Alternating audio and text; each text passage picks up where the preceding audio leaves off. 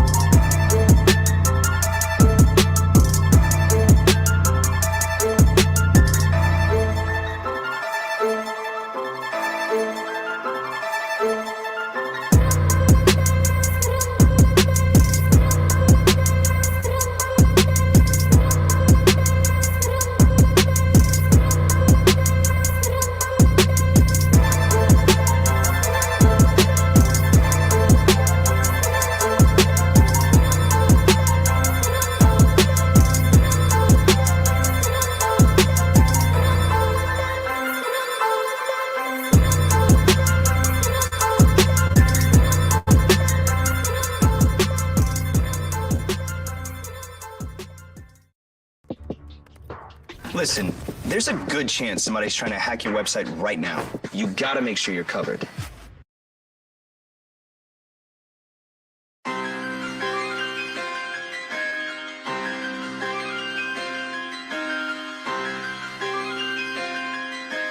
Ayo, Vexon.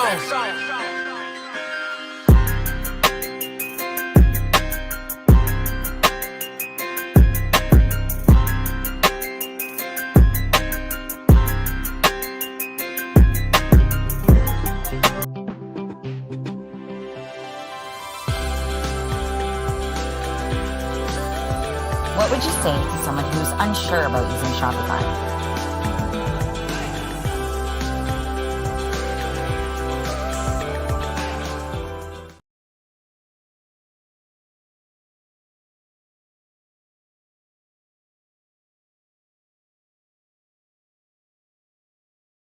They hate when you elevate, elevate, elevate. They hate when you elevate, elevate, elevate. Yeah. They hate when you elevate, elevate, elevate. They hate when you elevate. Yeah. I had to elevate. I'm way up, way too fly. Yeah, I'm feeling myself. Ain't no chance I'm coming down. No, got a soul view to myself. Yeah. Why would I give it up? Why do they wanna come take my place? I work too hard for it, don't need a replacement. This my vocation. Now I got rollies all in rotation. Hop on a jet just to take a vacation. Remember the moments was trapped in the basement. Now the hard work is all taking me places. Squatting on bed like we trapped in the matrix. Bet on myself and go ball out in Vegas. Living a life like I'm rich and I'm famous. Don't see the grind that I know that it came with. I ain't make it this far for myself. I had to prove to everybody else. I had to set them straight. I had to boss. I had to renovate. I know they hate when you elevate. The second of losses, I'm handing them out. Yeah, I had to go delegate. It feel like I'm floating, I'm lost in the moment, I swear I could levitate. They never believed that I would really fly, I had to go demonstrate. I had to set them straight. They hate when you elevate, elevate, elevate. They hate when you elevate, elevate, elevate. Yeah, they hate when you elevate, elevate, elevate.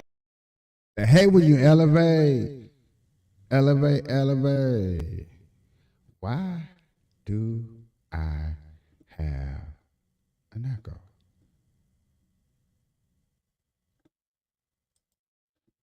What?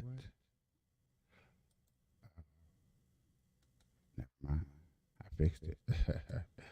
Burn live, y'all. Marijuana keeping y'all connected. Hashtag these red eyes, changing the viewers. I read keeping underage off of social media, killing myself for your entertainment, sitting here with friends and family, starting a conversation. Welcome, ladies and gentlemen, to another show. Welcome, man.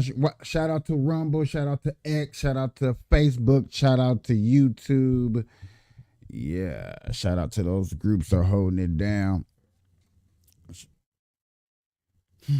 I don't even know how to start this show off today because, man, I want to talk about some things that are important. I want to get into some certain topics and stuff, but I'm gonna get into them. But first and foremost, I want to give a little vent to those out there who looking at life and look at politics as a curse.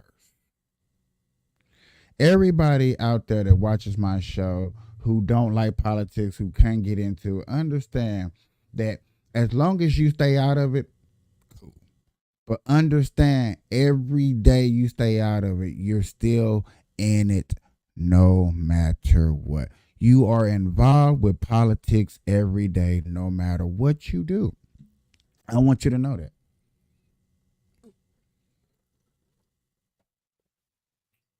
And me over here, I'm over here to learn with you every day as we grow this channel and we grow and learning and discovering what it is that has us like it is about these channels, or about the Democratic Party, about the Republican Party, about the independents, about a liberal, about anything. I'm just here to bring a picture. Now, I paint the picture. You can see one thing compared to somebody else. I want to get that first and foremost out the way. Shout out to them.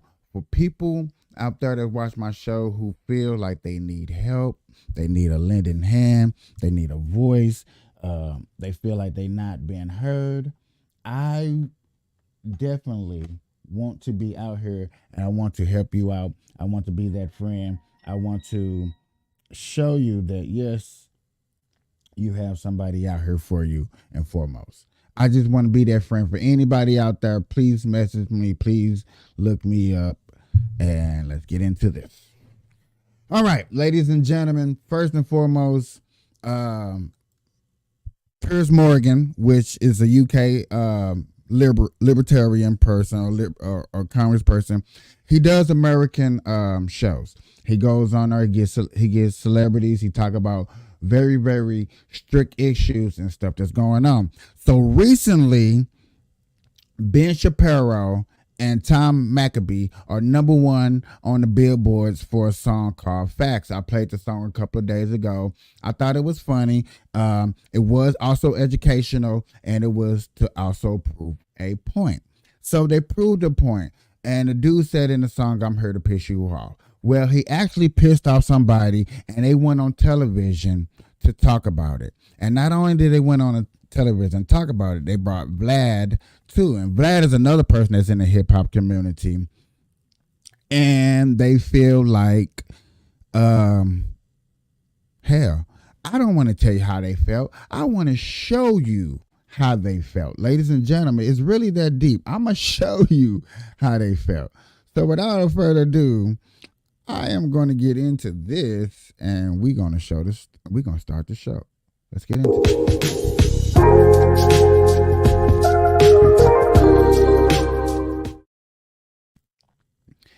And I am back. I'm sorry for the little corruption on the internet. I hope that it fixes itself.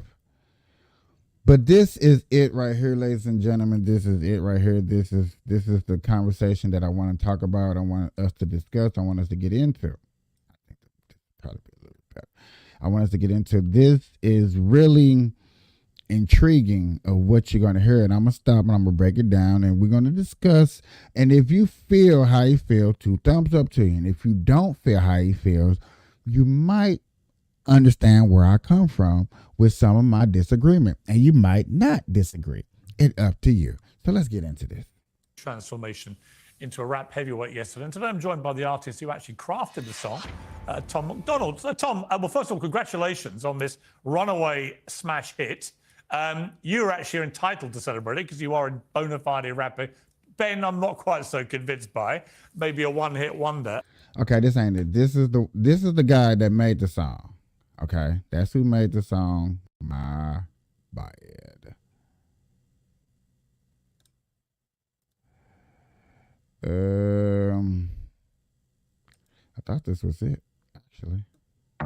Galaxy AI is here. It's a new era of innovation, of endless possibilities. Well, this begs the question, Well, it's happened before. I've had.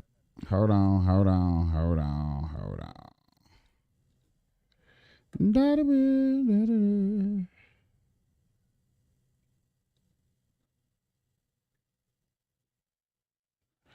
You know what? I think that is it. I just had to go further down. well, this begs the question, has hip-hop gone woke? I spoke to Ben about his unlikely trend. So, appreciate it. Thanks for having me, Pierce. Okay, we heard from Tom, but now let's hear from the hip-hop establishment. Joining me now from New York is the highly respected rapper Talib Kweli, who also co-hosts the Midnight Miracle podcast with Dave Chappelle, and the DJ and digital media mogul DJ Vlad. Well, a very high-powered panel to respond. So let me start with you then, Talib. You and I have locked horns before on Twitter, as it used to be. Yeah, you used to try me on Twitter. I think we both like to express ourselves forcefully, and absolutely no problem in doing that. What is your objection to this song?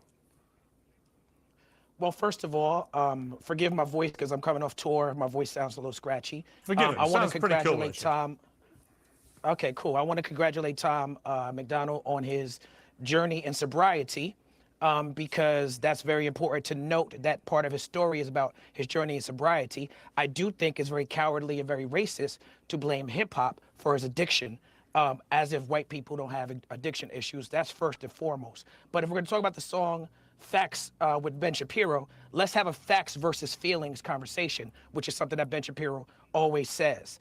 The hook of the song is "This ain't rap," which I agree with. It's not rap. It's not hip hop. Has nothing to do with rap. Pierce, you're wrong. The song has nothing to do with rap.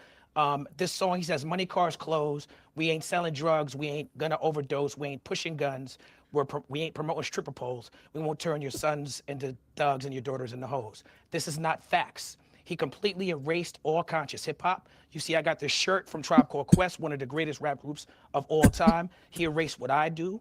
He erased what my people do. And most of my friends don't rap about those things. Tom is lying about rap. Well, yeah, but hang on. Okay, all right. But hang on. I don't think he's saying all rappers do. He made a point of saying he doesn't mean all rappers or all hip hop stars. But there's no doubt some do. There's no doubt some do that. He made a point, of course.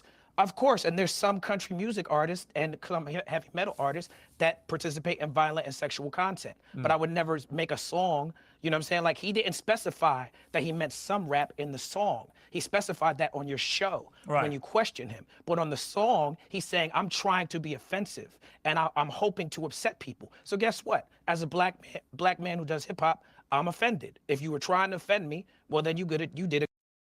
So, when women, I'm not going to go into color, or when black women get assaulted, let's go into color there. When black women get assaulted in music, sexualized, demonized, you don't see him protesting against that.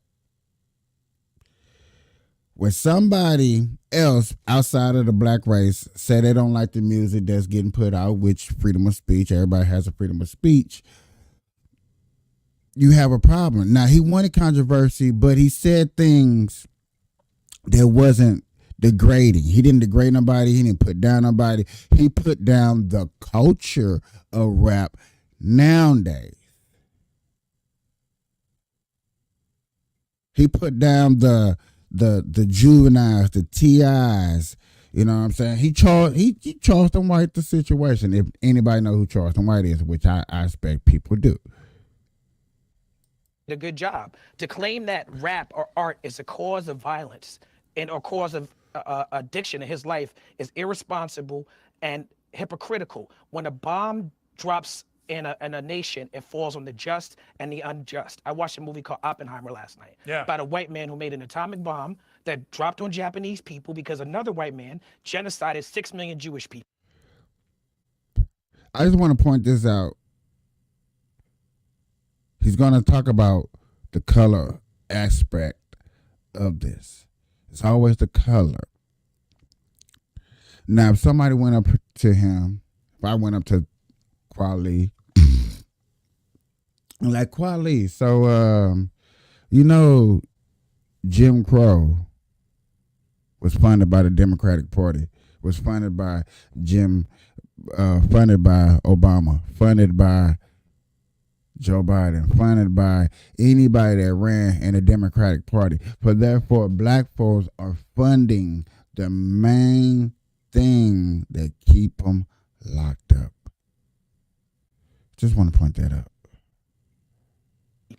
Killers of the Flower Moon is a great movie about white men who go and pillage and steal from Native American people. Yesterday, a Trump fan from Philly decapitated his father because his father was voting for Joe Biden. That's like vanilla ISIS. You can't tell me that in the culture that he claims that he stands for, that there's no violence and sex. You can't tell me that. Anyone who supports Trump, like Tom McDonald does in his music, after Trump's mugshot, after January 6th, after this man has been indicted for rape and has 91 felonies, you can't. Notice how he said, I want to go back because I want y'all to really pay attention to everything that Trump's is allegedly accused for, but not convicted. Allegedly accused for, but not convicted. Okay, that's the main thing. And you see, he got his notes. I love a person with notes. Anyone who supports Trump, like Tom McDonald does in his music, after Trump's mugshot, after January 6th, after this man has been indicted for rape and has 91 felonies, you can't tell me about Blue Lives Matter. You can't tell me that you're about law and order. You're being a hypocrite. Okay, powerful words. DJ Vlad, you've been sitting there patiently. What do you make of all this? I mean, I agree somewhat with Talib Kweli, who's also a friend of mine.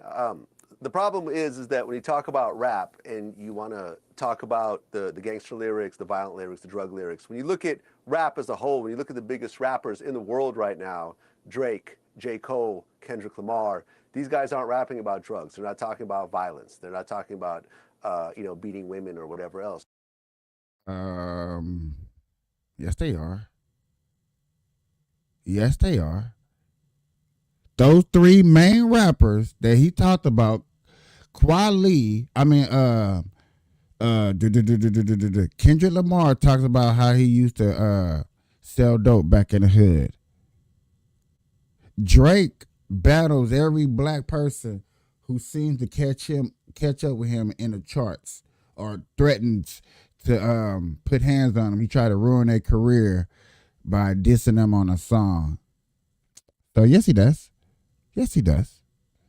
And I think a lot of times when you have these songs that try to generalize these types of things, it oversimplifies things and it gives rap in general a bad name. So it's kind of annoying. And, listening to the song, on face value, it doesn't sound like he's really saying anything wrong. But a lot of times when you have these sort of white supremacist type of sayings, like, for example, all lives matter, from the out.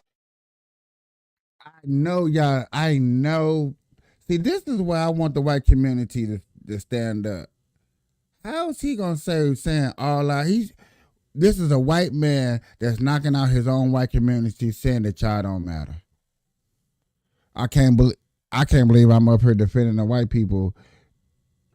I mean, I'm not defending nobody. I'm defending all lives, like he's finna say, but is we really white people, y'all really let him stay there, and y'all didn't get on this case, y'all didn't tweet that. Where's the TikTok Karen people? I need y'all to hashtag TikTok as a bunch of Karens, y'all. White supremacist type of sayings, like for example, all lives matter. You know, from the outside looking in, of course all lives matter, but it's really a shot at Black Lives Matter and kind of trying to undermine that type of thing. So I really don't. When you undermine Black Lives Matter that did nothing for black people at all, 0 point blank, did not even give them a voice, didn't give them a paycheck, didn't give them a voice, didn't give them 400 acres and a mule. And we learned yesterday, for people that are watching today, because I understand that don't nobody go back and watch my videos, understandable, cool. But yesterday we learned that 40 acres and a mule came from Abraham Lincoln and got taken away from a Democratic white man. Just want to put that out there since everybody want to get racist and shit. Like, you know, what we call in hip hop sneak dissing. And I feel this song has a lot of sneak dissing. Tully, would it be fair to say that hip hop has moved to a, you know, for want of a better word, a better place? That the biggest stars no longer want to rap about stuff that caused all the offense, and actually it's changed. Is that accurate?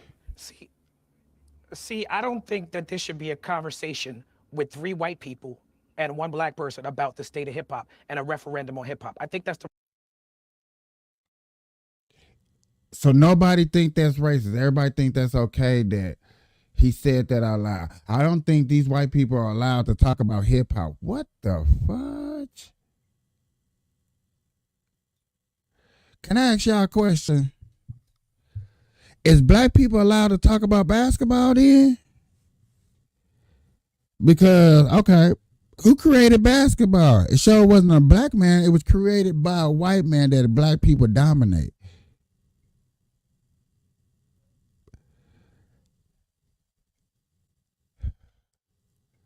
When is we gonna grow in America as a group, as just civilized people, instead of pointing where black folks, black people are always gonna point their fingers at the white folks. So white people, I feel sorry for y'all. And if a civil war broke out because white people got tired of black people pointing a finger at them, because not this generation right here, but 20 years on down the road, white people gonna get sick and tired of this shit. And I'm like, I'm be an old motherfucker. I'm like, I told you.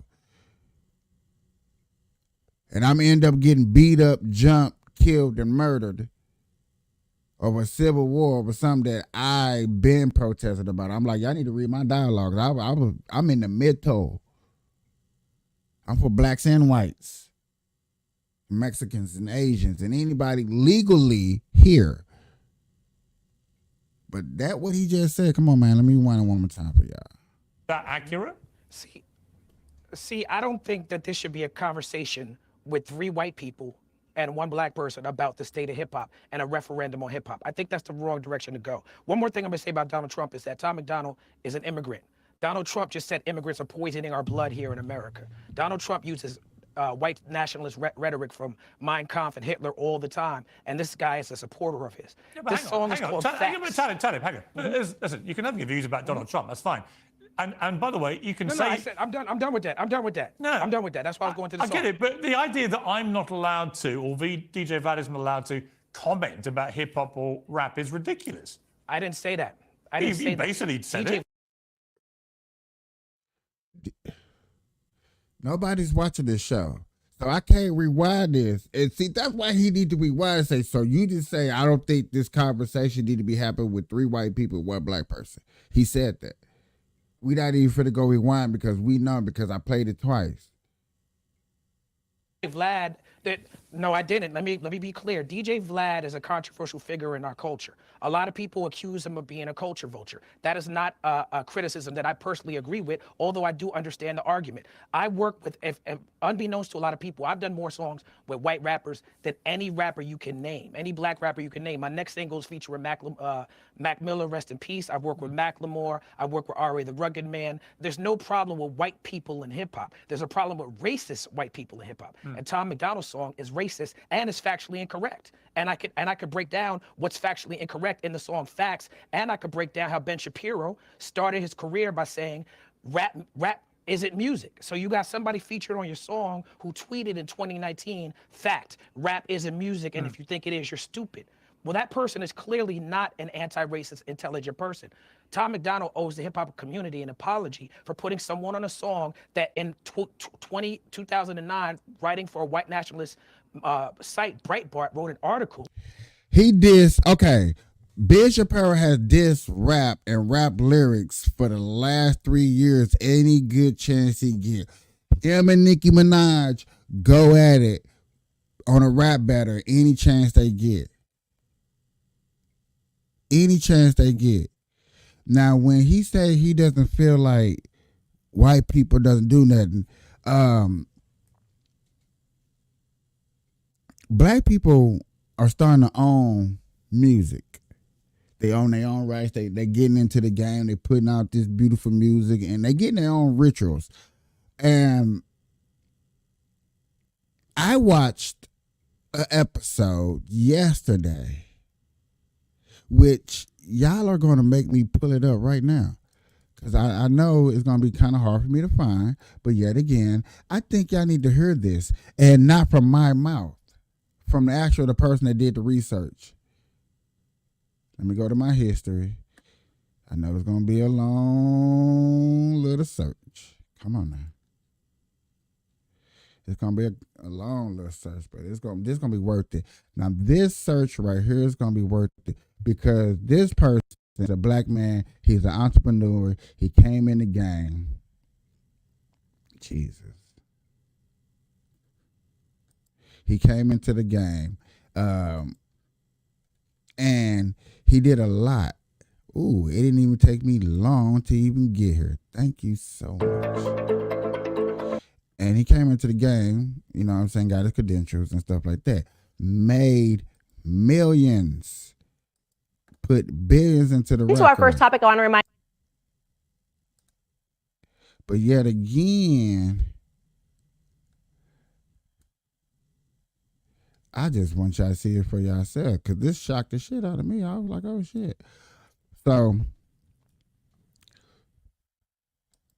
when you got black people, like dude said, that there's white people can't get in and black people in hip hop, but we put out the most disgusting music. And then you say you don't, but then I got proof like this right here, this story right here that she did about this man in the game, putting out Sexy Red. And if you listen to Sexy Red, one thumbs up for you. I don't care. That's up to you. But I would never have my kids ever listen to her.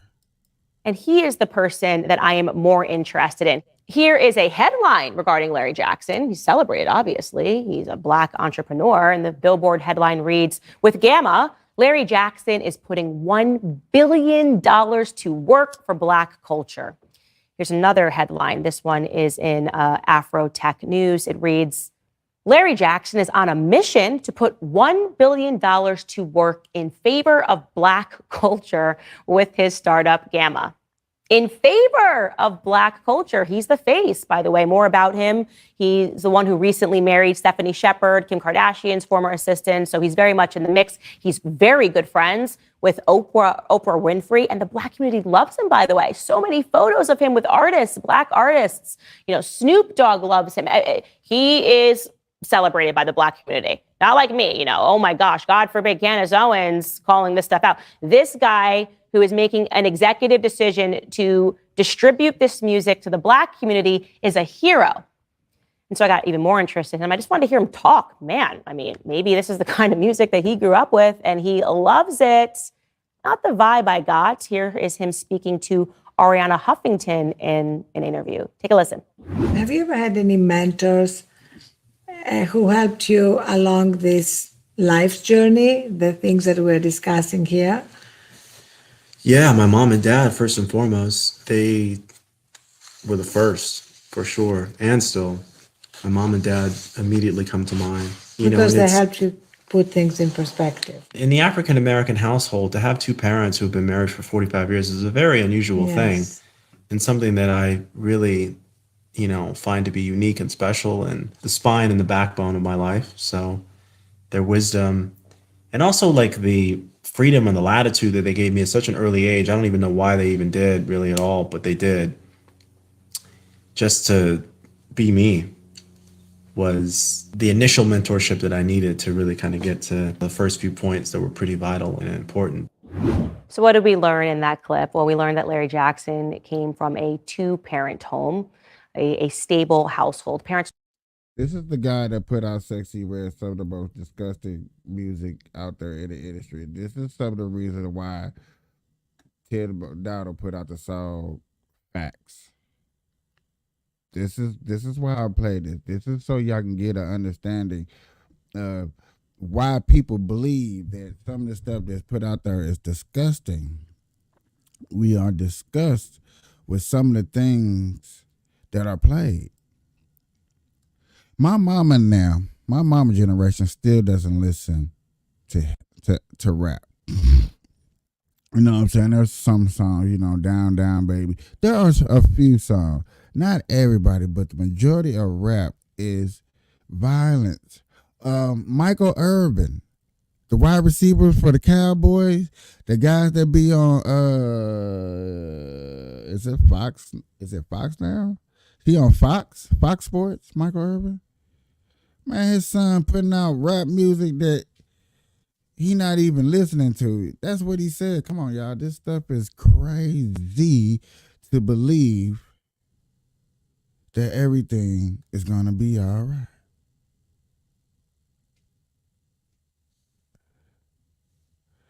Oh, shit. So, okay.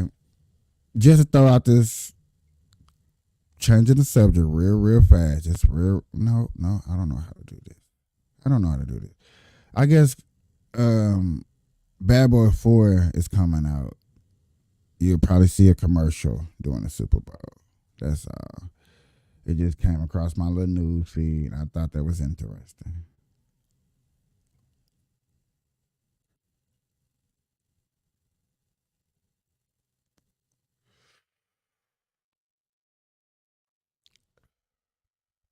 This voting for blue stuff, this voting for red stuff is really crazy when it comes to the democratical aspect. When people use the word losing out on democracy, when you see it being documented on camera that democracy is really getting lost by the Democratic Party, when they're not giving you the option to vote, when they make you truly feel like your vote don't count. It's amazing how Republicans, you really don't hear too many Republicans or conservatives say that they feel like they vote don't count. But I hear a lot of people that are Democrats, that claim to be Democrats, that want to be Democrats, say they vote don't count. So why would you claim a side? Because they were like, if I would vote, I would vote for the Democratic Party. So that kind of defines you as a Democrat. And I do get that.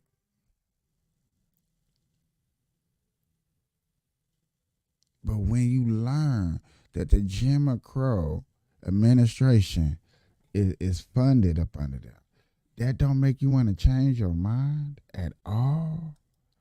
That what kills me. That what really, really that you don't want to change your mind at all. Not at all. Just maybe a little bit. Somewhat. Okay. But then you got these bad cases, these harmful cases that's going down, these high crimes going down, these high rent that's going up in places that are poor, that are super, super poor, and y'all wonder why.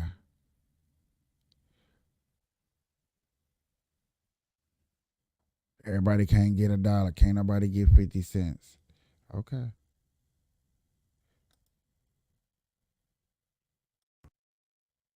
I get it. I feel it. But then we asked my community to go vote. Hey man, go vote, man. I'm gonna need y'all to go vote because they trying to take over. They trying to do this. They trying to do that. The government trying to do this. The government trying to do that. When you try to explain to somebody this is what is going on, they don't want to hear you. They don't want to mess with you. But then when they read about it, this is what's crazy. When most people read about it, then they want to hit me up like, man, did you see this, man? I've been discussed that. I've been talked about it. Ben broke it down. NYPD unveiled a robot that looked like it was straight out of a Pixar movie in the hopes it would help keep law and order in the subway. Well, that was just in September. But now, as Fox Eye's Richard G. Covas shows us, the Nightscope K5 is being put on pause. It was just 4 months ago when Mayor Eric Adams boasted about his newest Crime Stopper. We're taking existing technology, cameras, being able to communicate with people, and we're placing it on wheels. The Nightscope K5 robot, once meant to patrol the busiest transit stop in the subway system, 42nd Street, is now no longer deployed in transit, according to the NYPD. In fact, K5 now sits behind an abandoned storefront while strap hangers stop to snap photos of the now former robotic cop. Like where that power cord is, it was always parked there. It was out. I've never seen it move. I've just seen it standing over there, but I've never seen it rolling. K5 weighs in at 400 pounds, is equipped with 4 cameras that allows it to send back live video without audio to the police department that patrols the subway station's mezzanine level. But what exactly did it do while it was out patrolling? Riders say they don't really know. It's a joke. It's a Roomba. I mean, I'm unclear what its purpose was. There have been some concerns raised over privacy with K5. Last summer, the Legal Aid Society called for investigations into the NYPD's use of surveillance technology. They tell us tonight they're happy to see K5 behind glass. There is a local law called the Post Act that requires the NYPD to be transparent and tell the community about new surveillance technologies that it acquires and open for a comment period before it actually acquires those technologies. The NYPD didn't do that in this case. I'd like to see it in action. That would be cool. The mayor's office tells us tonight that K5 is not retired, nor is it abandoned. It's just sitting here waiting for its next deployment, taking a load off. Where that will be, no one knows yet. But here in the 42nd Street subway station, K5 was only supposed to be here from the beginning of October through the beginning of December before going to its next deployment. The pilot program ends on March 31st. We're in Times Square. Richard Jacobus, Fox 5 News. This game, you're not ready.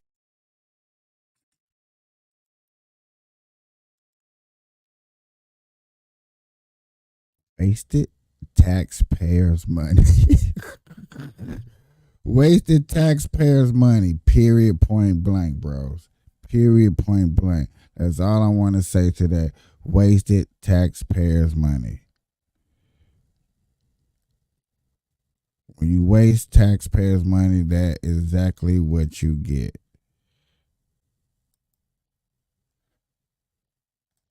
Robot. Then they're going to put a robot up and I say, y'all can look at it. Don't waste taxpayers' money with stuff like that. Did anybody vote on that? Probably not. Y'all probably did. Didn't even know what y'all was voting on. That's another thing. We all have to stop politicians for doing is putting up bills and laws and stuff that we do not understand and have us vote for nonsense. Whoever tricked us into doing that We need to stick together and stop that together.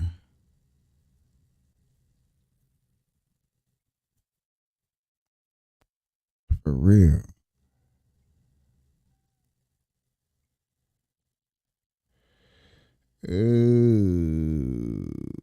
Man, I got two weird ass stories that I want to do real quick. I don't know how to. Well, Governor Newsom says he's gonna Target. Yeah, I guess we're gonna talk about Target, man. This is crazy. We're not sure. He didn't specify which location he was in at the point, but according to him, this employee laid all the blame for retail theft at the feet of the governor himself. Are you blaming the governor? A Target employee placing blame squarely on Governor Gavin Newsom's doorstep, according to the state's leader, after he says a shoplifter took off without paying. And I was like, why am I spending $380? Everyone can walk the hell right out. Newsom sharing the storytelling sidebar during a Proposition 1 virtual press conference, including mayors from across the state. And then I said, well, why are you stopping him? She goes, oh, the governor. I swear to God, true story. On my mom's grave. The governor lowered the threshold. There's no accountability. I said, it's just not true. The threshold in question, $950, passed by Proposition 47 voters in 2014, raising the felony charge for retail thefts up from $400. We're sick of this stuff and tell thieves that, knock it off, especially here. Sergeant Amar Gandhi, a spokesperson for the Sacramento County Sheriff's Office, says in what he characterizes as decriminalizing shoplifting as one of the main reasons for more retail crime. And to be clear, law enforcement, including Sacramento Sheriff's deputies, have and can still arrest. The governor of California wants you to stop people that got guns and knives and hammers and stuff, and you one man versus 6 or 7 people. Hey, some people have done that in other states and got fired. Literally fired. So you want them to do what? Okay. As thieves on misdemeanor charges. But ultimately, this has to go back to the voters. In the 2023. Ooh, ultimate have to go back to the voters. That's you. That's everybody that watched this show. That is you. When stuff goes down this and you want something done, it goes back to you. When they lied to you and told you that we locking up all these black people because all these black people were innocent, they lied. They was locking up criminals. Now criminals done got smart. Now they doing organized crime and y'all still don't care. Give it to the man. And y'all think, and anybody really think this gonna make prices cheaper? Ah, man, we was giving it to the man. Damn right it's gonna make it cheaper. Okay. All right. I feel it.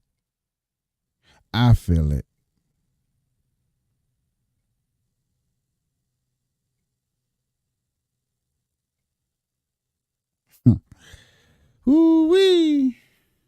Survey, the National Retail Federation ranked Sacramento the 7th worst city in the country. Come on, look at this. Look at that big ass truck. That big people taking.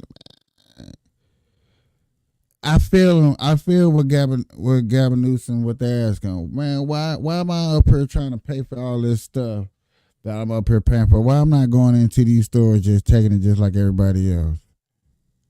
Why do I gotta pay for it?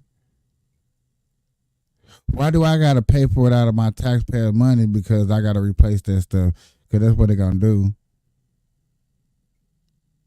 Is jack up the prices even higher for when I do want to buy something.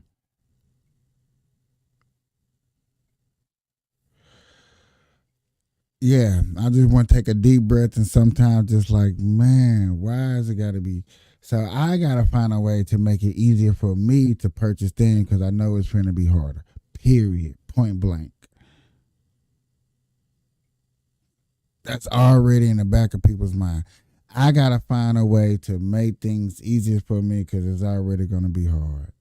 Crimes, Los Angeles and Bay Area cities Oakland and San Francisco top the list.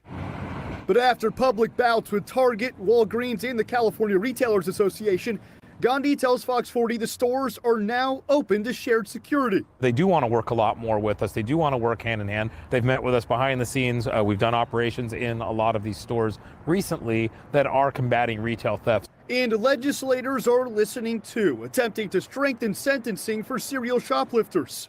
Assembly Bill 1772 requiring at least 6 months of jail time for thieves with repeat convictions. 6 months ain't shit. 6 months ain't shit. You need to give him some years. At least give him 5-6 years, man. I don't give a damn. Give him 5 to 6. These people are organized crime. They did it again. You want to give them 3 months. Actually, Can't just walk in to Target, steal $950, then go to Walmart, steal $950. There's got to be some cumulative effect. There's got to be some legislation to address that. what do you think? Why don't you put out an idea, pointing people in a direction, just like I did, 5 to 6 years, pointing people in a direction. When y'all go out and vote, when you go out there and suggest how many years they should get, 5 to 6 years.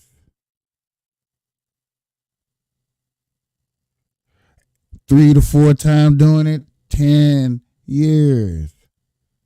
Strong.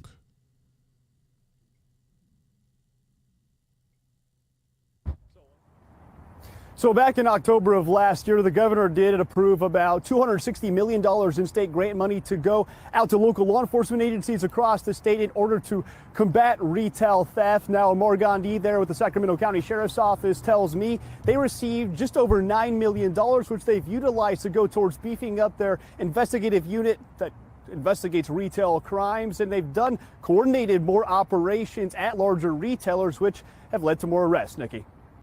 Kate is alive. You took my son? We gotta get that baby back. A school bus full of second. That's crazy. Well, there's a lot of excitement today here at the Westgate Superbook, as just minutes ago, all the props for the Super Bowl were appearing in the big screen behind us. That's crazy.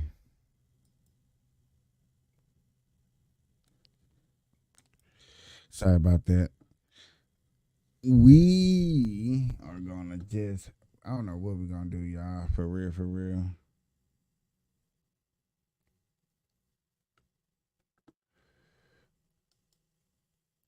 Because I think my suggestion, even though y'all would probably think that that's a crazy suggestion, I think it's a normal suggestion. I think it's something that we need to do. I don't care how I know it seems very well unjustable, but I do believe it's what we need to do. We got to be hard. We got to be strict. We got to pick up all the bullshit. I'm telling you, dog, I'm just figuring out, like, I really just don't want to pay taxes for dumb ass stuff. I don't.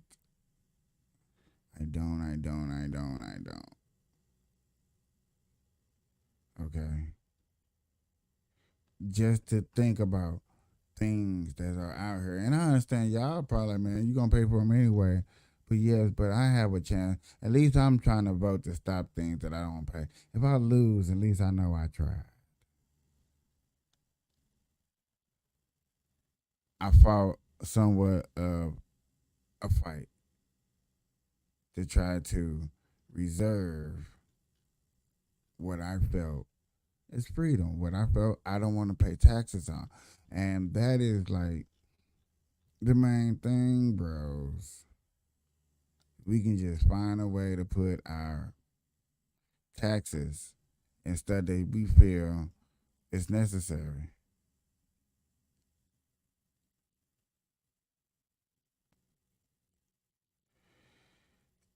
NBC host drops F-bomb on a hot mic.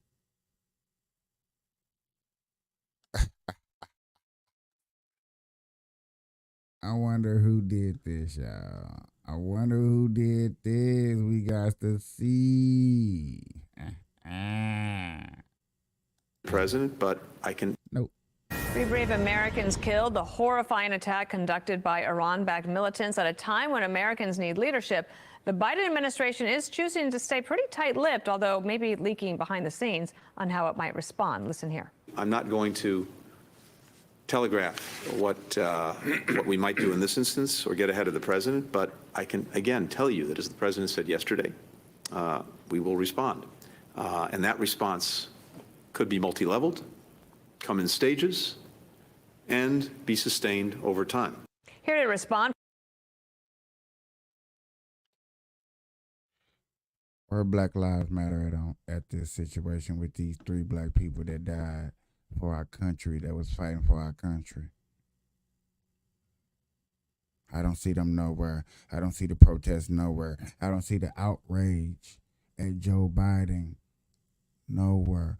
I don't see the marching of the streets nowhere. Y'all should be vandalizing military bases. You should be 1 million people out there marching, all black, dressed in black, and military black, moving in black, going to these government facilities, turning it down, talking about we need justification, Joe.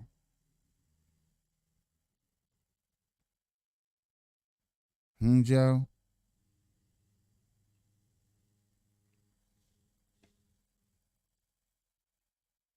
Why we not seeing it, y'all? If this was Trump in office, you know how everybody love doing the reverse. So here I go doing the reverse too. If this was Trump in office, and this happened to Trump, and them 3, Black Lives Matter been rioting the streets if Trump didn't do nothing. ASAP Rocky. He would have had to do something 8 days ago. He would have had to do something before these 3 people died.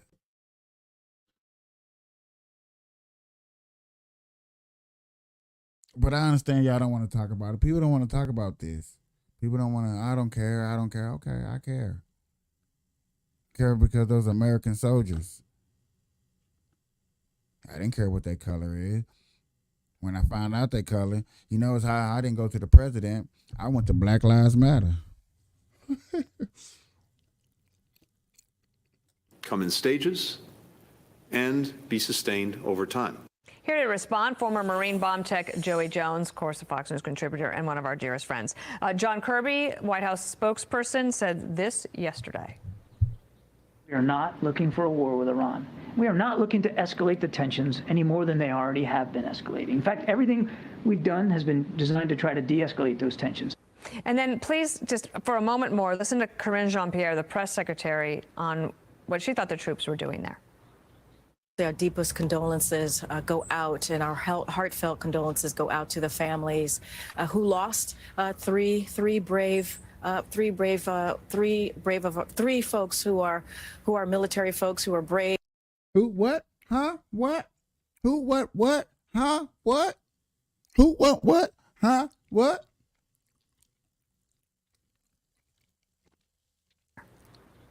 Our deepest condolences go out, and our heartfelt condolences go out to the families who lost three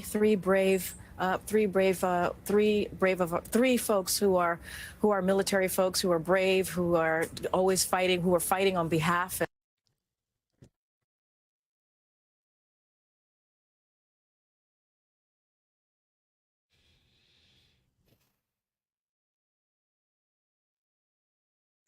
She was just emotional, right? She was just too emotional to gather her words because of what happened to those fallen soldiers. She couldn't gather the words because it was just tyranny building up. Something like that, saying those words, meaning that, defining that, why she couldn't get out those 3 people dying, sacrificing themselves, being in the places where they were at, but they were U.S. soldiers across seas. That's what I'm talking about.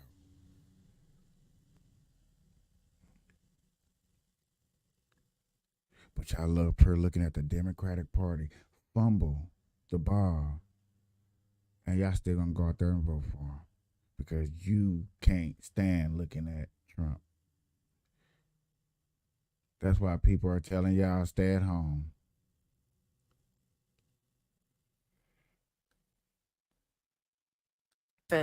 Of this administration, of the American people, obviously, more importantly, we lost those souls. Joey Jones, your reaction to all this as we get your take, and we appreciate it very much. Yeah, on maybe a less serious note, I think my 4-year-old daughter could describe three heroes more easily than Kareem Jean-Pierre there. I don't know how you struggle to simply say these are three heroes that shouldn't have died, and the fact they died means they died defending our country. I think what troubles me most about this is that precedent does matter. And as much as people may want to say, or maybe the administration may want to say, that all the criticism going back to Afghanistan and withdrawal was partisan in some way, we sit here now and we see that Iran knows they can kill at least 13 service members without any type of retaliation, because that's the precedent this administration has set. Their only retaliation was to kill, I believe, 10 civilians because they had bad intel and acted too quickly without any type of plan. My struggle here is that I hear John Kirby say we don't want to escalate. In fact, we want to de-escalate. And I don't know what part of sitting and waiting for 160 strikes since last October is a de-escalation. I don't know what part of doing the same thing over and over again and not getting the return you're looking for doesn't change your strategy. And then you have war hawks like Lindsey Graham or Tom Cotton who say, hey, bomb Iran right now. Well, I look back at the last 6 or 7, 8 presidents who haven't been able to solve the Iran problem, and I feel like there must be more there than simply dropping a couple of bombs there.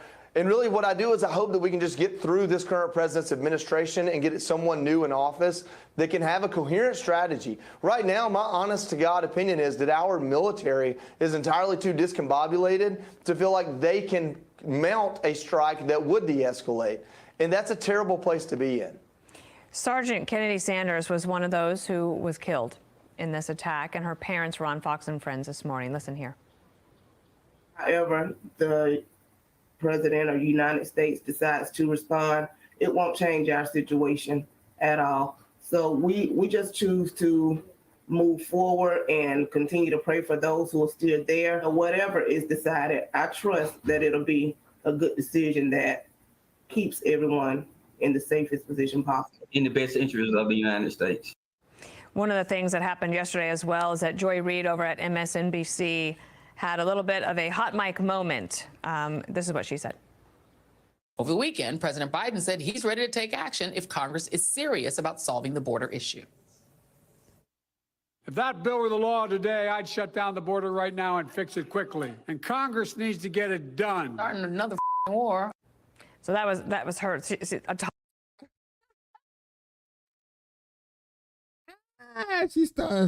start another fucking war. Let me hear that one more time. Congress needs to get it done. Starting another war. So that was her talking about it, starting another war. One of the things Mike Pompeo said yesterday is that however we want to think about this, Iran is at war with us. Do you agree with that? How are we starting a war if we've been attacked 160 times and we finally choose to retaliate?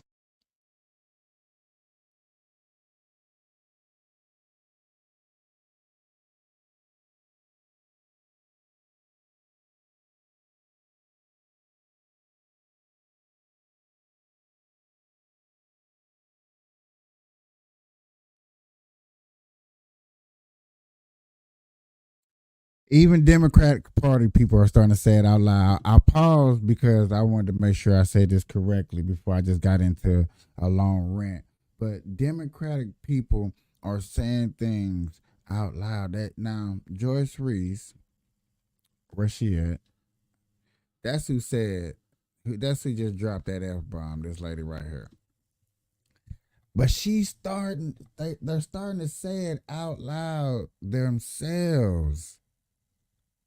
How more loudly and proudly do we need to put it out or document to you that this administration is weird, it's funky, and it's not holding it. How many blunts and dabs do I need to smoke with y'all to let y'all know that, man, I do this for free. I do this for the love. You know what I'm saying? One day I will get a very small paycheck, and I appreciate it. You know what I'm saying?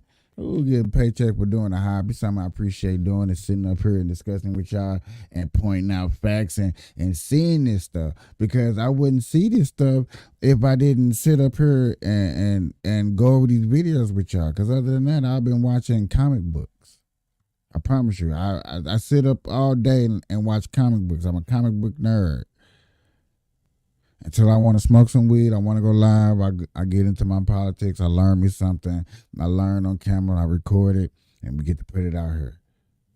But everybody's talking about how the Democratic Party is a fucked up ass party.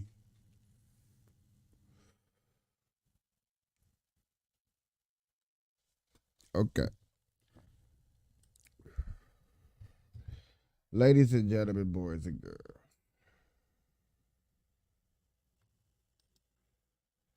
First of all, let me get it off of her. I just don't want to. I don't know. Let me find me a picture to put this on. Okay.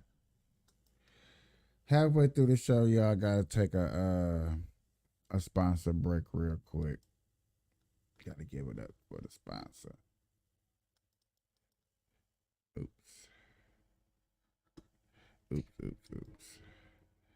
So give it up to the sponsor, man. Simple Fresh, sleepwear.com. Go check it out. This code right here really does work. It's adult world. It's for adults. If any adults out there know anybody that's lonely, that needs a friend, that needs a toy, that needs whatever, we got it right here. Right here. We do have it. Go check this out. Sleepwearfresh.com. And to give you a small example of the things that I did make this little commercial ad for you. Let's get into it. My boy's accent, another fire track. I'ma go ham, we gon' get that bag back. Every morning 8 a.m. you bet I'm hitting the squats. So the gram look pretty with my ass on the yacht. All my bitches independent, they be making a lot. Whole crew getting litty off a couple of bops. But if I gotta chase a check, then I'm not nice. If I gotta send a threat, shoot the shot twice. And if the contract shit won't sign it, bitch, I won't sign it. If I gotta kill a hoe, I'm like Rambo. Eating all these bitches up like we are Nando's. But I keep it endo, smoke a Palo Santo. Swerving my kawaii little Prius, fuck a Lambo. And if you gotta throw shade, cause I'm too hot, don't forget the lemonade, number 2 scotch. Every single second looking brighter on my wristwatch. Like we at the tip top, but this is just a quick stop. I'm a dumb, don't forget, hand me the cash, don't do checks. In my zone, I'm a flex, pass me the gas. Yeah. All that stuff, I promise, ladies and gentlemen, you can find on the website if anything that you're interested in. We got dials, we got toys, we got lingerie, we got bongs. All of that stuff is on the website. Please go check it out. Please leave a comment where you came from, where you found the show, how you found the show. I highly appreciate it. Don't be shy. It's not like we gonna go spy on you. It's the truth. I'm just trying to help out a family member of mine. We got a website. It's legit. So go check it out. Ladies, gentlemen, anybody that's interested, I highly appreciate it. All right. The second half of this, y'all, I wanted to get into this one specific story because it was just alarming, and we're already talking about it. How everybody's saying things out loud. The Democratic Party people are saying things out loud. So, out loud, we found this person who, I guess you can call him a snitch. I'm calling him a snitch because he's going to say the loud part out loud in an interview. And yeah, Yeah. It's what the stuff that you need to hear. You need to hear stuff like this.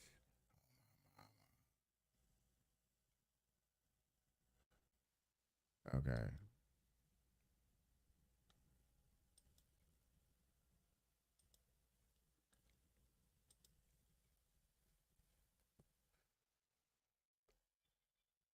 For the second half of the show, now, this is really get very interesting to you.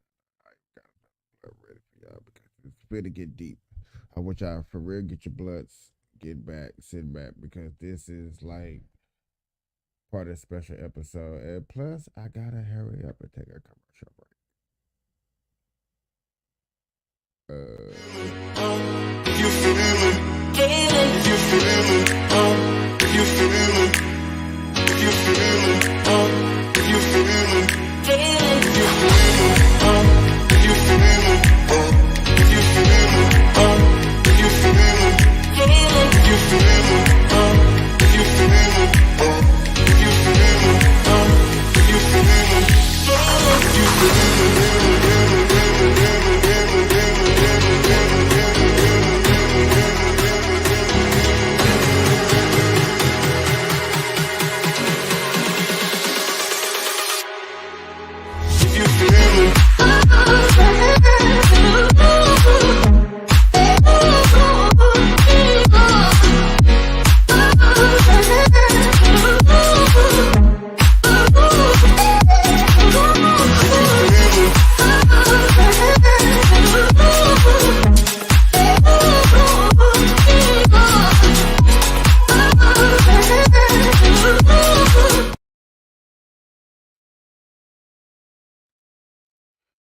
All right, y'all.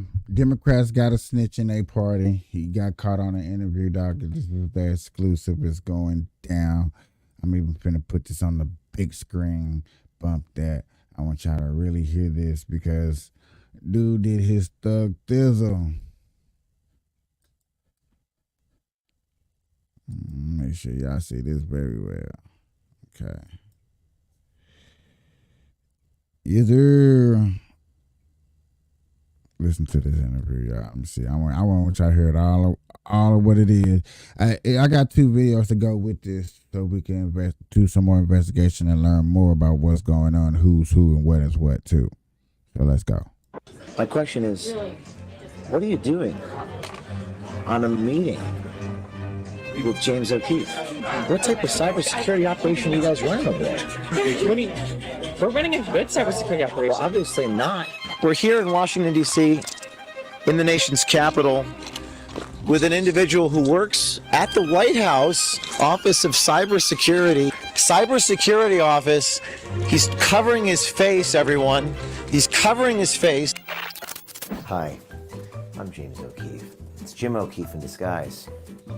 It's James O'Keefe, the journalist. You can buy these cameras at omgundercover.com. We got cameras in watches, we got cameras in glasses, we got cameras in keys, we got cameras in cups. We have a camera here, we have a camera here, we have a camera on you right now. Disguise, not disguised. Disguised, not disguised. Support our work, buy our cameras, omgundercover.com. He laughed. One question I have for you is, have you ever heard of James O'Keefe? Videoing. Have you ever heard of James O'Keefe? Is that a painting? James O'Keefe? No. The investigative horror? No. So you work in cybersecurity for the White House. I focus on cybersecurity and technically cyber intelligence. But no, I'm not a spy. My question is, what are you doing on a meeting with James O'Keefe? So I'm an undercover investigative reporter. Okay. My name is James O'Keefe. Yeah. I'm doing an investigation. But you didn't ever declare that you were with who you were with. Why are you doing an investigation? You didn't even know who I am. Because you work for the White House. Yeah. So. In the Office of Cybersecurity. Yeah. And how do you think it looks to the American people that working in the Office of Cybersecurity, you're sitting across the table with James O'Keefe? Okay. Founder of Project Veritas. Oh, I've heard of it. Yeah. Yeah, we do undercover investigations into people. Right. What does it look like to the American people that the cybersecurity specialist at the White House is is sitting across from the founder of Project Veritas. What type of cybersecurity operation are you guys running over there? We're running a good cybersecurity operation. Well, obviously not, because you're meeting with me. Did you not do your research? I mean, I didn't have your last name. I just had James, and that was your name. I literally posted my photo on Tinder. How did you not recognize this? I mean, you work in security. You're responsible for protecting the networks of the security infrastructure, as you said. So when you say it's like security, like you're protecting The networks of the federal agencies You're that you give all your information to. that through commerce or Everyone, yeah, So you're commerce. protecting the networks. Yes. And you're literally meeting with the guy who literally is undercover. What is this clown show you guys running over at the White House? It's not a clown show. We're doing really great work on behalf of the American people. If this is the cybersecurity that you guys are running, how can the American people trust that you're going to keep their information secure? The president is dedicated to keep. You see how he's asking these questions. Now imagine how the questions went before he exposing himself. We're seeing the expose. We're not even seeing the part where he was asking deep information questions where he was probably letting a goose out the bag. Keeping the American public's data and information secure. Like we have the Executive Order 14028. We're working with federal agencies across the government to implement all of these security protocols, which have never been done before. Like this is a great step forward in cybersecurity. But you work in cybersecurity, Yeah, and you're. but I don't know who you are. Like that's fine. Yeah, You know, Project Veritas is. I've heard of it. Yes. Yeah, it doesn't look good. It doesn't look good that you're out there talking about Biden, talking about the White House. I mean, all of this is my personal opinion. I don't know anything for real. Like, I'm not a political appointee. Well, do you in fact work for cybersecurity? Yes. Do you in fact work with the White House? Yes. Okay, so that's real. So it doesn't look good. I mean, what do you think Joe Biden and his staff are going to say? What do you think they're going to think when they hear that? What do y'all think? How do you feel? What do you think that a person that's taking that guy right there sitting with his back against the wall take care of your personal information? I don't think nobody is comprehending how deep that guy's position goes to be sitting at a table with a guy who's a private investigator who investigate people, and then you up there spilling your business and things about national security that goes on.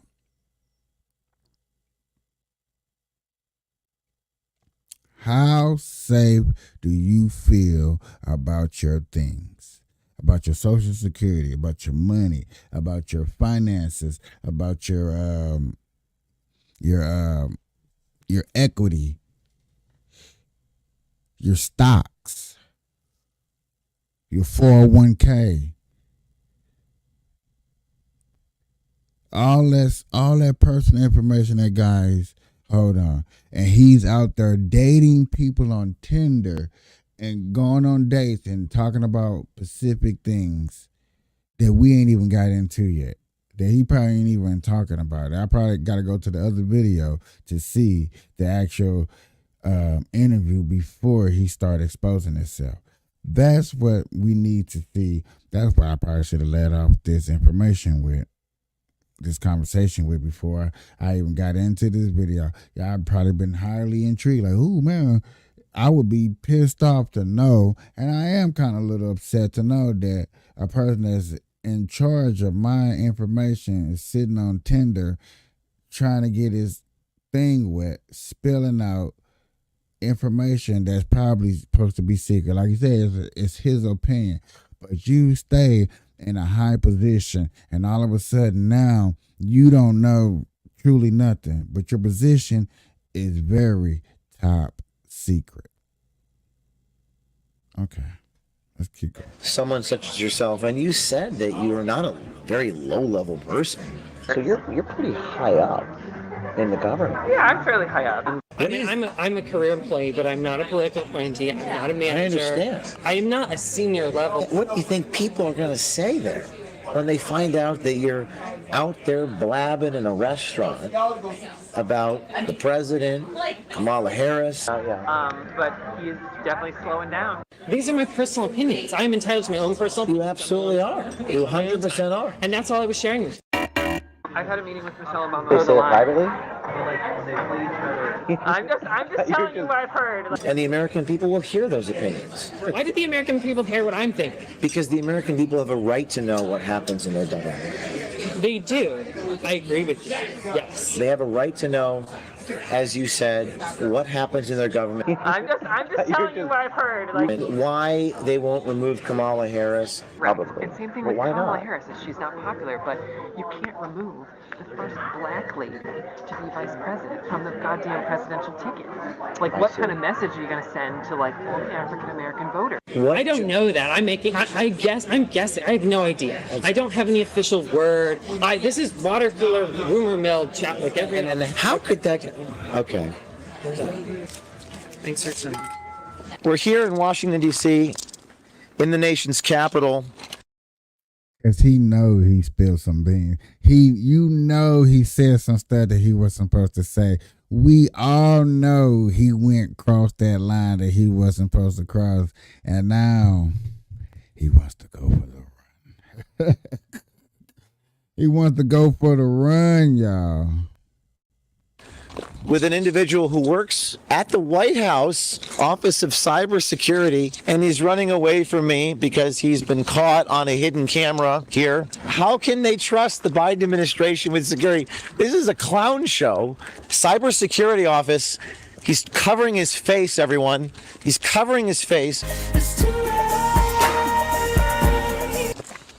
The question the American people want to know is, how can we trust the Biden administration and the federal government, for that matter, with securing networks, which is your job, when you're literally in a meeting with James O'Keefe? You're not a dumb guy. You go to the Kennedy School. You went to Georgetown. Are you familiar with the Kennedy School at all? Harvard? What about that? Yes, I'm in the executive education program there. I essentially started at Georgetown, and I applied at State. I went to Georgetown for my master's. You're not a very low-level employee. What are you doing? What are you doing here today?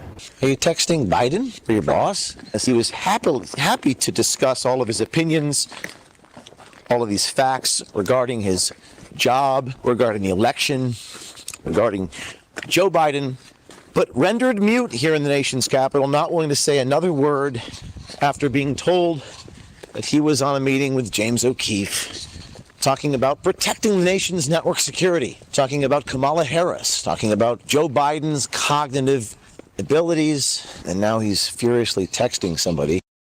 Dog, this got to be humiliating. That's got to be.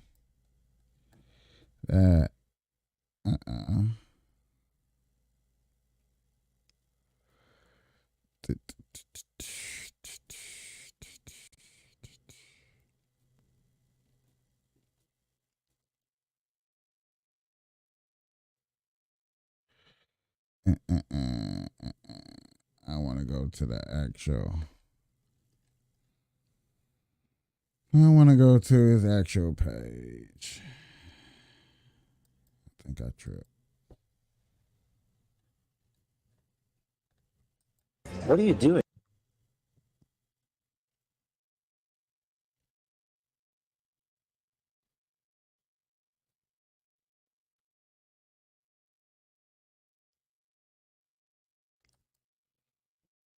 High up in the government. Yeah, I'm fairly high up. I'm good at keeping secrets, and so I manage 2 federal agencies, the State Department and USAID. So when you say it's like security, like you're protecting The networks of the federal agencies You're that you give all your information to. the mission is to protect. Right. Yes. So this is the actual interview. And so we seen the end part after he exposed himself. So now we get to see how openly he was to just tell us all the secrets, to spill all the beans. Let's see how open he was. I work for the White House. So you're pretty high up in the government. Yeah, I'm fairly high up. I'm good at keeping secrets, and so I manage 2 federal agencies, the State Department and USAID. So when you say it's like security, like you're protecting The networks of the federal agencies You're that you give all your information to. the I need a mission coder. is to protect Yes. information. And we are like the president's voice when we go into meetings in terms of discussing and promoting the president's priorities. Is he going to be the nominee? Yes. And she will be the vice president nominee. Yeah, I don't. There was a debate about removing her from the ticket, but sadly they didn't. She can't keep black staff. They quit on her in mass.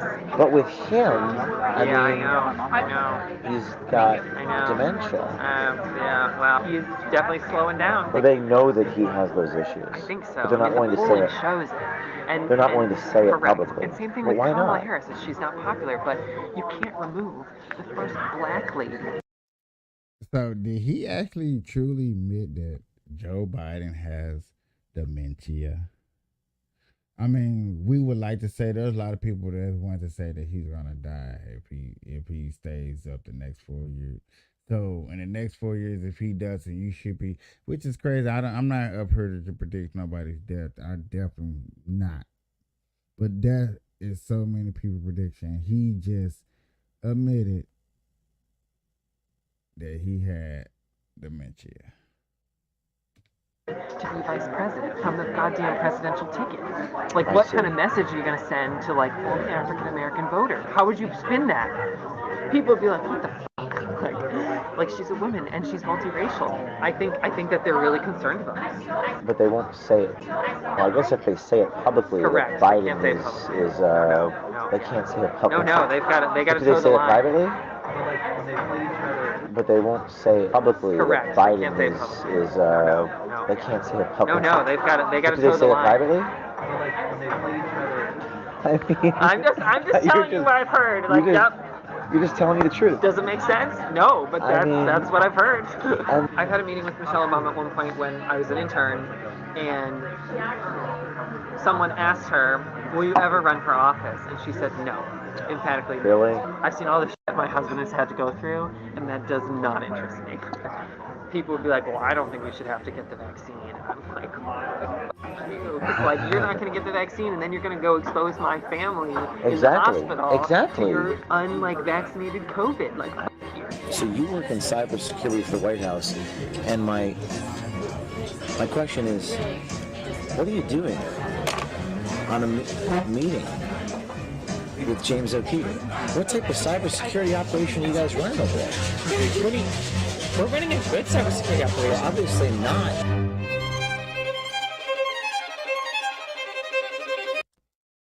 Man.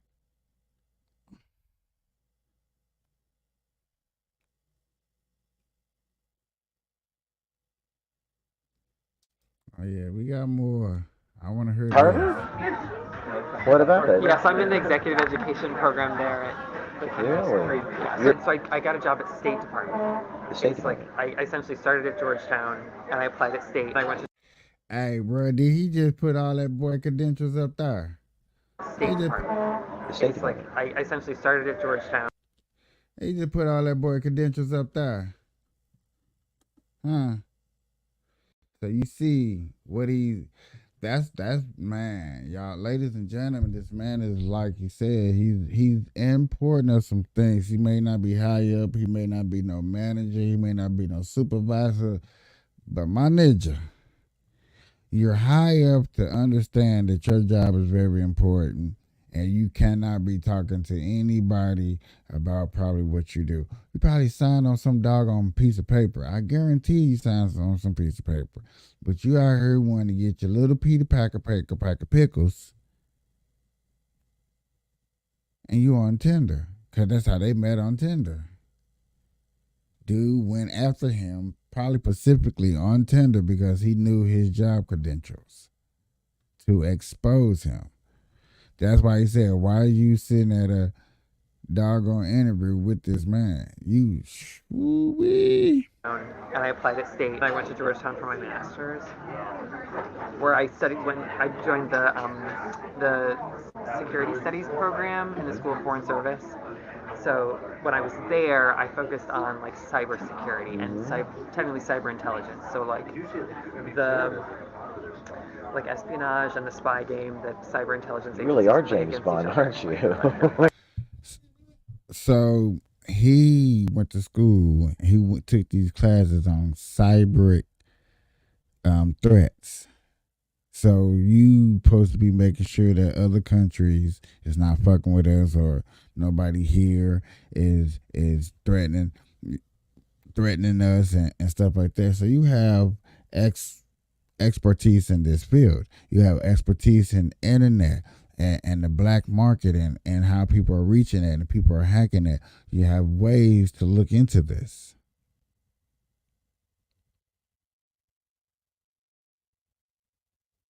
I know my grandmother likes to be like, he's a spy. And my parents are like, you can't say that. Don't tell people. Don't say that. Don't say that you're a spy. That makes you like a target. I mean, yeah. Yeah. But yeah. I mean, but no, I'm not a spy. I work at the White House. So I do oversight and management, and so my job is to help oversee like responses to cyber incidents and cybersecurity problems, and so I manage 2 federal agencies, the State Department and USAID. So I like.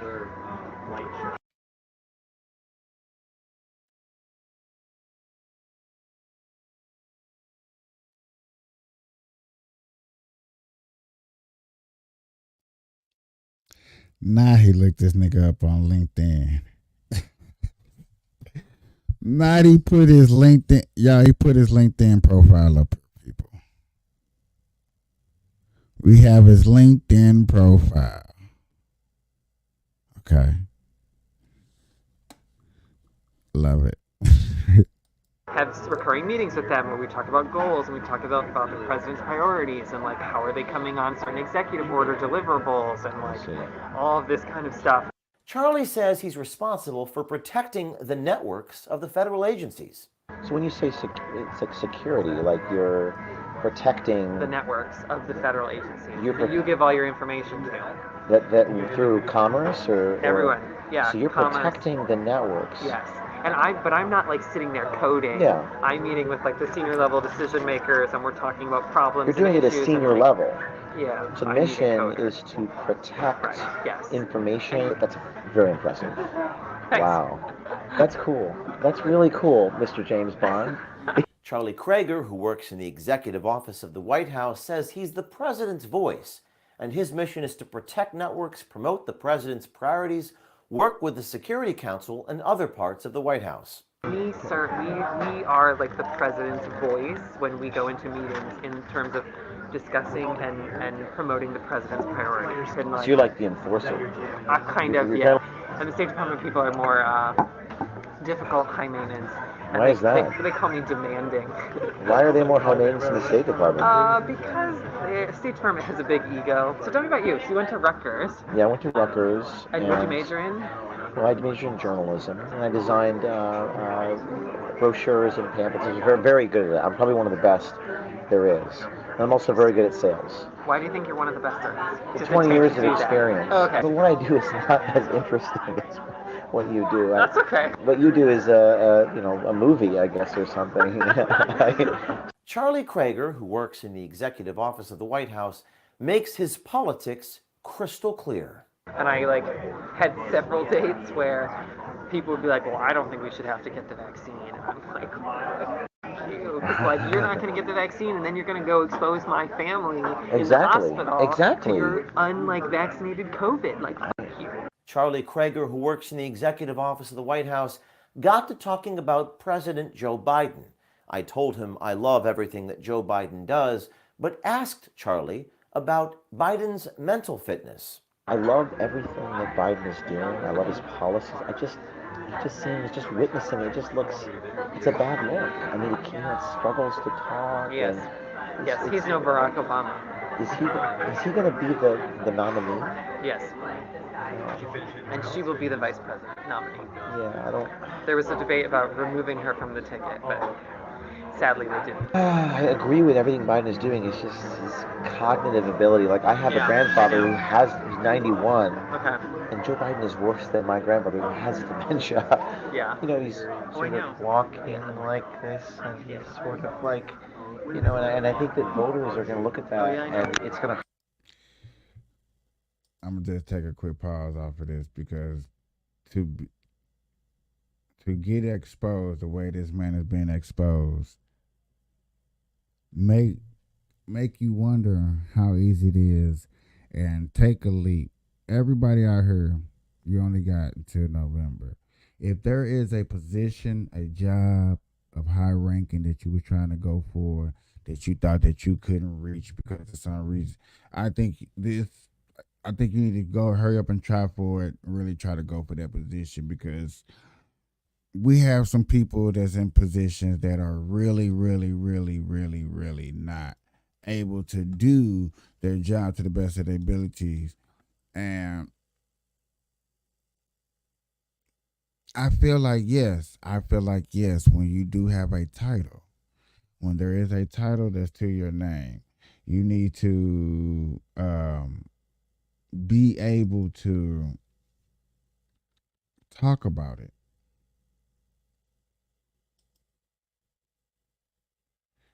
And that's just my opinion. I think you need to be able to discuss these things, or you will lose us. And I guarantee, ladies and gentlemen, boys and girls, this is what a lot of people are doing. It's definitely getting lost in the sauce. And what I mean by getting lost in the sauce is just always having this one-sided mind of thinking of how we're going to come out of the situation. And now, yet again, let me go back. Now that we are exposing people to the truth and what's really going on, are y'all going to really change y'all minds? Are y'all really going to change your mind? That's what I really want to know. What is up here? What is willing to change your mind on a situation? Because y'all see it just as well as anybody else. Y'all see it just as well as I see it. And y'all you can't hide from it. You can't hide from it so much that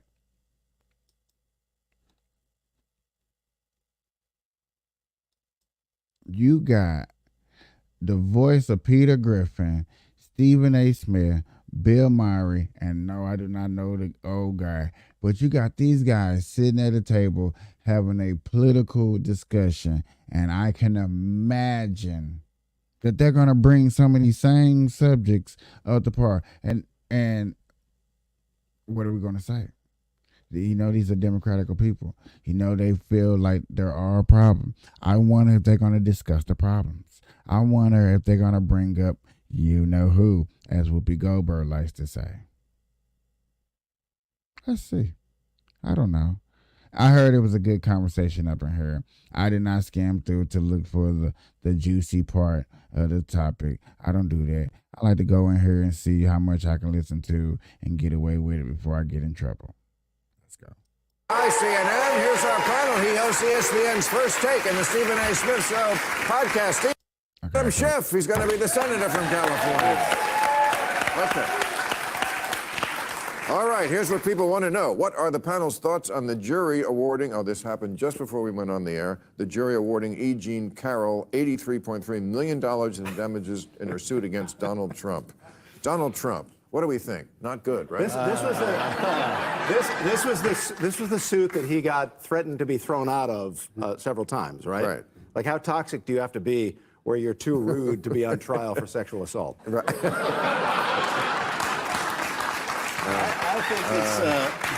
I think it's true justice. The only thing he cares about is himself and money, and going after the money is a way to bring about some real justice. Do you think he did it? Yes, I do. You do? You think he raped her and Bergdorf Goodman? Because you know he's not guilty of rape, ladies and gentlemen. Just putting that out there. Yeah. You think he raped her in Bergdorf Goodman? I have no idea. Here's what I will tell you. It means absolutely nothing. Doesn't mean a damn thing. Right. And I get tired of people trying to act like it. First of all, the man is running for president of the United States, and part of the reason he's running for it is because he's getting those campaign dollars so he can pick up the money to pay for his legal bills. That's what he's going to do. He's not going to lose any money. Secondly, it ain't going to be $83.3 million. He'll appeal it. It'll get knocked down. And I'm just getting tired of seeing so much stuff targeted in his direction, but somehow, some way, he still survives. I mean, we're talking about a situation where he's still going to be the GOP nominee. He's still going to be running for president.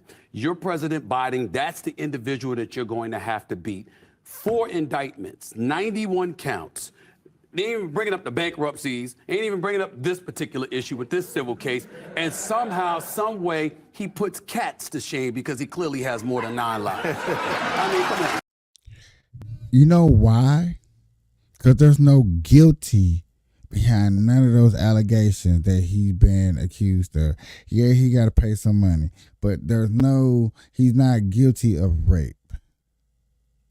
He's not guilty of January 6th. He's not guilty of saying apprenticing his cribs. I don't know the proper word, but trying to get more money for his property than he's supposed to.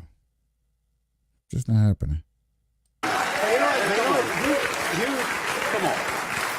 You bring up the most perfect disparity between these two people. It's like he cares about himself, he cares about money, and you have Joe Biden, who put forth the Inflation Reduction Act, which contains climate provisions that are going to probably bear fruit long after he's gone. Mm-hmm. Long after he's gone. Absolutely. What does he have to gain by that? Nothing, except, God forbid I use the word altruism. Yeah. Well, you know, look, I don't share your pessimism about this or your pessimism about the general election. The reason why Joe Biden is going to beat Donald Trump is because at the end of the day, America is going to want a president who is a decent human being, who doesn't shit on other people, who has some interest in the American people, some interest in something beyond himself. I think at the end of the day, people are going to reject this bigoted, divisive figure. They're not going to want to put the country through 4 years of that. They have every time except that one time. Yeah. No, really.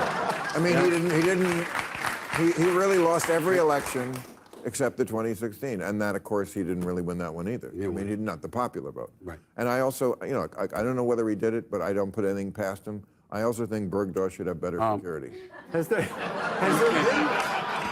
there been any point in history in which, not to say it's a cult, but has there been any point in history in which the same candidate has been put forth 3 times in a row, 3 elections in a row by the same party?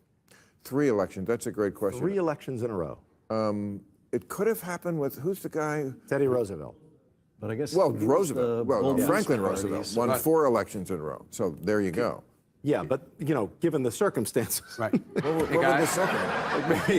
Well, there's always something going on in the country. You know? I mean, well, no, really, you can't do that. You can't be like, well, there's a war on. We have to stick with me. I mean, that doesn't work. It's a depression. Stick with me. He lost the popular vote in both elections, but the bottom line is this: I respect the fact that you don't share my pessimism. I truly do. I understand where you're coming from. But I think that's part of the problem. I think the Democratic Party should share my pessimism. I think they should be on high alert. I think they need to treat him with the seriousness that it deserves, because you having a lot of faith in the American people. The man did get over 74 million votes. You've got people that are looking at Joe Biden. I'm not going to call him a cognitive mess or anything like that. That's very disrespectful. I would never speak about our president that way. But when you're 82 years of age, it's not offensive to say you're no longer a spring chicken and you don't seem to have the level of 5 and the energy that you once used to have. And so you take that into consideration. You take that into consideration. You can't ignore the fact that this man is a threat. Oh, make no mistake. I take him as serious as a heart attack. Okay. I'm optimistic, but we're going to have to fight tooth and nail. And one of the biggest obstacles we're going to have to overcome is all the efforts to prevent people from voting. Okay. We're going to have to. My thing that he's representing Joe Biden, he's on this show and he's speaking in his behalf. But yet again, this is a point where you lay out the foundations of what Joe has been doing for the last 3 years. This is where you drill it into people's heads. This is what we're working on. Now, you had a comic dude that made Family Guy bring up one solution that Joe Biden has done. But yet again, the rest of you gentlemen up here, sitting on here, is not trying to bring up nothing else that he has done. That's the problem. When anybody else bring up Trump, bro, they knocking down the walls of everything he's accomplishment. They trying to build another wall with the other accomplishments that he has done. That's the biggest difference that you see between these two gentlemen when it comes to who's a better candidate. Turn out our people.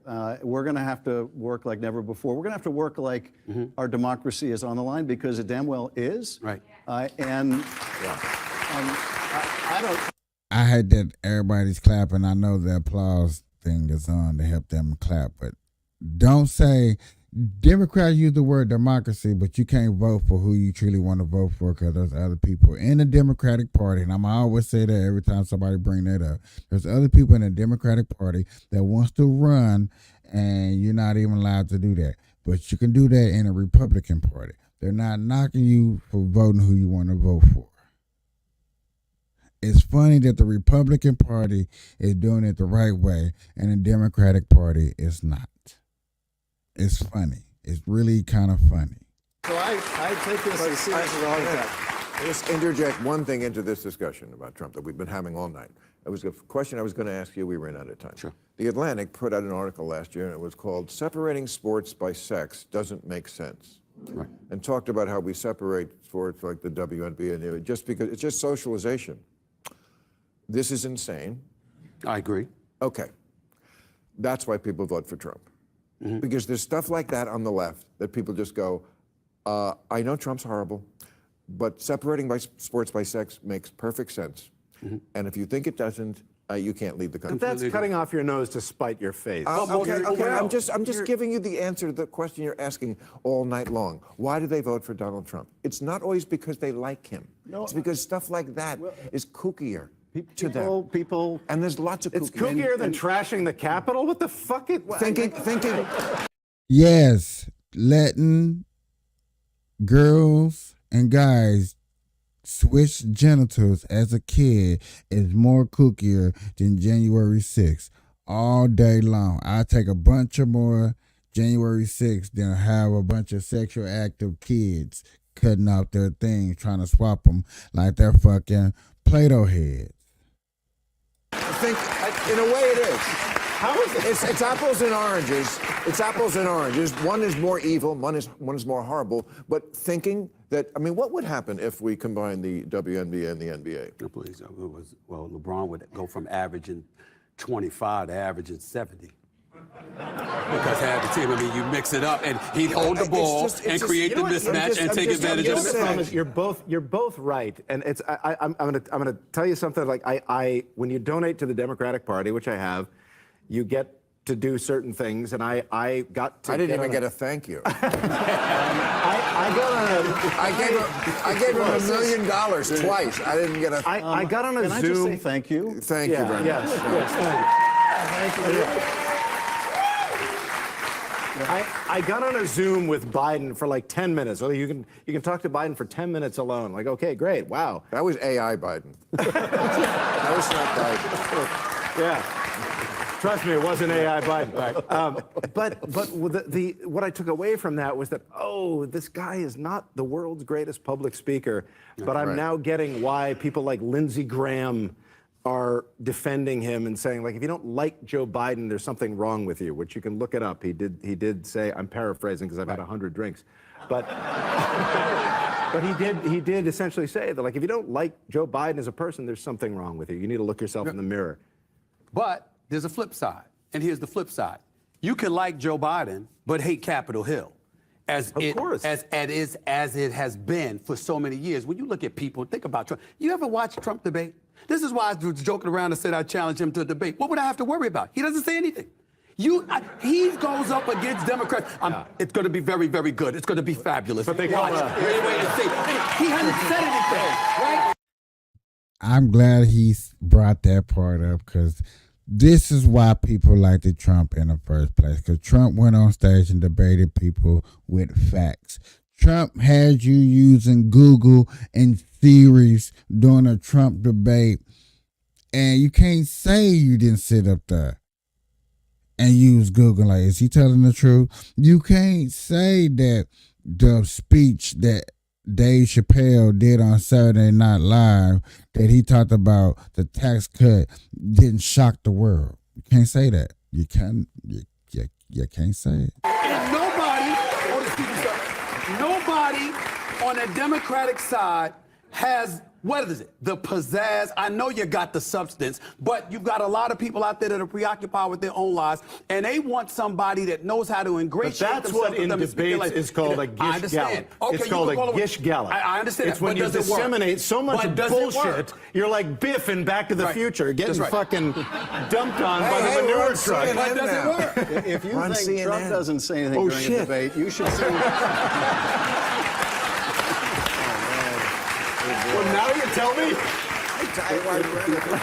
If you don't think Donald Trump says anything during debate, you should watch Steve Garvey. You got empty suits, in a debate, you can't defend yourself against an onslaught of lies and bullshit. Where you have to just said we're on CNN.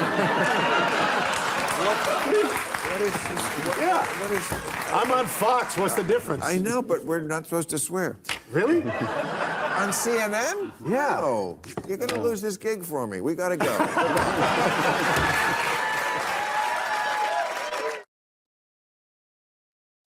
The stuff that they complain about is amazing. Amazing what they complain about, and how they try to say that Trump is inconsistent and stuff like that. Are we dragging? Look like we dragging. Dragging? Ladies and gentlemen, I'm not gonna hold y'all. This is amazing. Democrats are complaining about the same things Republicans are complaining. So when Trump getting in office, you know why? Because everybody was complaining about the exact same thing. Good morning, good afternoon, good evening, whatever time you're watching this. I appreciate it. Until next time. Bye-bye.